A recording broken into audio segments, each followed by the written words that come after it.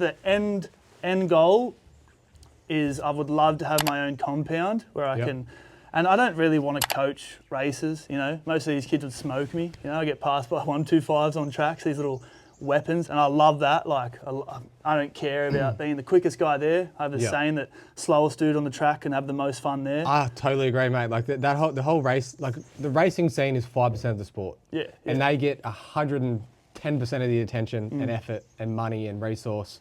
There's this whole other 95%, which is just like begging for, not begging, but like they just love to have someone sort of give to them and care about them. Yeah, give them some tips. Exactly, and you don't need to be, you know, like it's not a dick measuring contest. Like, just get the elbows up, you know, have a bit of fun. Like it's cool, you know. You look at other sports, like it's not all about competition being the best. Who's got the biggest ego? Who's got the biggest Johnson? It's like, let's come, have a fun. It's a social day. Enjoy yourselves, and I think what you're doing there is spot on. One of my coolest moments with this was I met, shout out my boy Robert.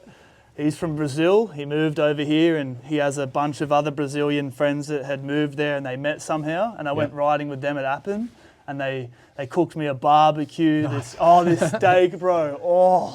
Like chopped up perfectly too. You know, there's a little chubby guy was on the grill, and my boy, he whipped up a mean one. And then riding with them, so fun. Like they're proper beginners, you know, like like I think it was their 5th maybe time at a track, and then when I was explaining to Robert what he was doing wrong with the blah, blah, blah, like bleeping it on the front of jumps and all this, and I turn and all of his friends are there, like dead eyeing me, like, and I'd go and watch them. It's like when you go to the track, I reckon 80% of people there would have a world more fun and easier time if they just got a little bit of advice, a little bit of one-on-one coach, like show, because it's easy, like, Even like you know, like Jet Lawrence has a coach.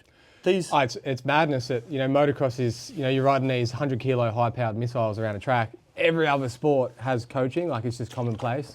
Motocross is like the most dangerous but least coached sport out there, in my opinion. There's nothing with more consequences that people care less about to get better, if that makes sense. And it's not, you know, there's racers that want to get faster, but that's not, you know, that's the 5% of coaching. You know, there's 95% where it's, you want to be able to do this with longevity, do it safely, have fun, look at a photo of yourself and feel proud about it. You got your elbows up, things like that. And it's spot on. Yeah. I feel the exact same way. Like I'll do a coaching school with say 15 really good fast riders, and you might, you know, you do well financially out of it. It's cool, but man, I'll have more fun going and doing like a free ride day with 10 kids out in the middle of bum, you know. But when they're listening, they're loving it, they're going home, they're talking about, they're in the pits with their toy motorbikes, like there's far more, for me personally, more gratification in that 100%. than say like getting someone from 4th to 3rd. Like, you know, because it's a little bit sad too, because races take the fun out of it. It's not a fun, you're not going there to have fun, you're going there to improve, to get faster. You shouldn't be making mistakes. Whereas these kids are there just to have fun. They love it. It's like, whoa, this is it cool. keeps you young, man, like you said. Yeah, they love it. Whereas when you're a racer, you make that mistake, shouldn't have done that. Gee, I've messed up again. You can leave the track furious because you didn't have a good day. Yeah. You know what I mean? Where these slower kids are there, like crashing every corner. That didn't hurt that bad. You know, like. It's two different schools of thought, and I say this to anyone that I coach. You do it to win, you do it to have fun. And there is no in between. And if you're doing it to win, I'm going to yell at you. Here's what you got to do. You're up early. You're done late. If you stuff up, like you're accountable for everything. If you're doing it for fun, man, let's go, like just have some fun. We're doing a few drills. We're doing a few skills. You do get a lot of people in the middle.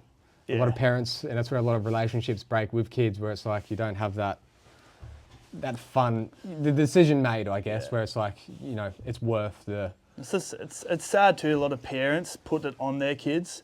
Because of the financial investment, which I understand, puts a lot of parents under stress. They get angry at their kids, like to expect them to perform and blah, blah. I remember this, I was at Appin a few months ago and I was watching this dad, almost went and said something to him, but I thought it's not my place, like I'm not there yet. But screaming at this kid. What was he on? A Pee-wee 50. Kid was a toddler. The dad's in this corner. I couldn't hear him. It was like, but just I could hear what he was. I couldn't hear the words properly, but just screaming at this little kid. It's like, brother, relax.